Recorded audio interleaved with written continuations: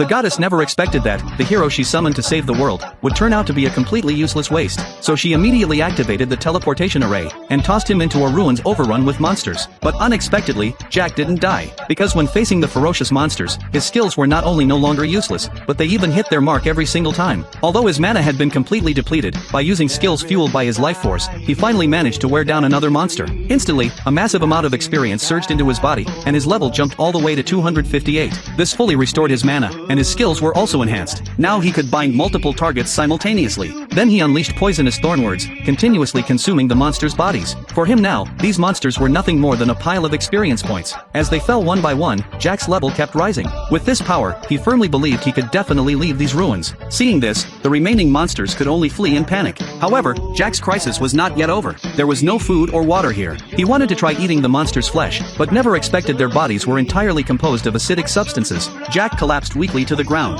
At this rate, he would starve to death here. But then he noticed a small pouch beside him. It was a hero's tool Lucy had casually tossed out earlier. Jack immediately infused it with magic. The pouch seemed to grow heavier. He opened it and found beef jerky and soda inside. After solving the problem of hunger and thirst, Jack began to conquer this ruins, notorious for being inescapable. Even when facing a group of hundreds of lizardmen, he only needed to unleash his paralysis and poisonous thornword skills to instantly wipe them out. After slaying a magic dragon, his level increased to 957. Then he arrived at a cave. As he infused magic into a gem, the long-sealed door slowly opened. What came into view were two skeletons. They had likely died here due to lack of food. Then Jack opened a backpack on the ground and found a large number of gems inside. Thinking he might need them after leaving the ruins, Jack took them all. Afterwards, he explored 24 rooms in succession, all basically identical. Only this particular room seemed remarkable. The gem that opened the door suddenly absorbed a massive amount of Jack's energy. Inside, there was also a skeleton. From the notes left behind, he learned the deceased was the Great Sage Green, once known as the strongest dark hero. He too had been forcibly sent here by the goddess, for the reason that she found him somewhat bothersome. Sure enough, the goddess was no good.